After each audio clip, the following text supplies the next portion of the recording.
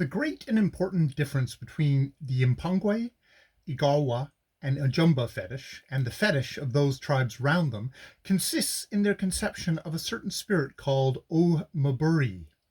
They have, as is constant among the Bantu races of southwest Africa, a great god, the creator, a god who has made all things, and who now no longer takes any interest in the things he has created.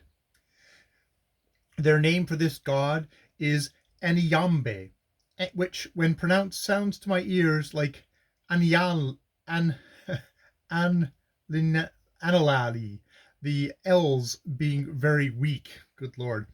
The derivation of this name, however, is from Anyama, Anyima, a spirit, and Mbia, good. This god, unlike other forms of the creating god in fetish, has a viceroy or minister who is a god he has created and to whom he leaves the government of affairs. This god is O-Maburi, or O-Mimbwiri, and this O-Mimbiri is of a very high interest to the student of comparative fetish. He has never been, nor can he ever become, a man, i.e., be born as a man, but he can transfuse with his own personality that of human beings, and also the souls of all those things we white men regard as inanimate, such as rocks, trees, etc., in a similar manner. The Mpongwe know that his residence is in the sea, and some of them have seen him as an old white man, not flesh-colored white, but chalk white. There is another important point here, but it wants a volume to itself, so I must pass it. O-Maburi's appearance is in a corporal form denotes ill luck, not death to the seer, but misfortune of a severe and diffused character.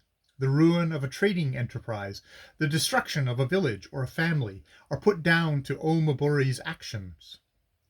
Yet he is not regarded as a malevolent god, a devil, but as an avenger or punisher of sin, and the Mpongwe look on him as the being to whom they primarily owe the good things and fortunes of this life, and as the being who alone has the power to govern the host of truly malevolent spirits that exists in nature.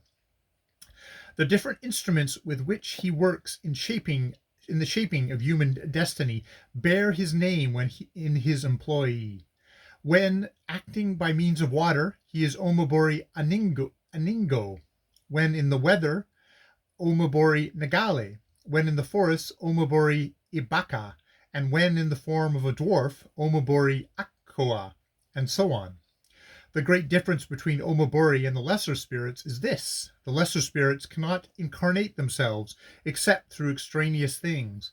O-Maburi can. He can become visible without anything beyond his own will to do so. The other spirits must be in something to become visible. This is an extremely delicate piece of fetish, which it took me weeks to work out.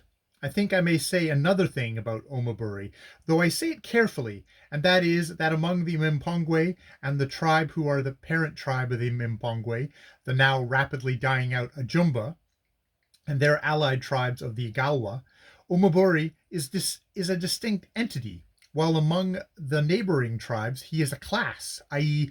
there are hundreds of O-Maburi, or Iwiri, one for every remarkable place or thing, such as a rock, tree, or forest thicket, and for every dangerous place in a river.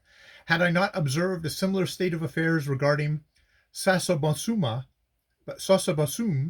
a totally different kind of spirit on the windward coast, I should have had even greater trouble than I had in finding a key to what seems at first a mass of conflicting detail regarding this important spirit of O-Maburi.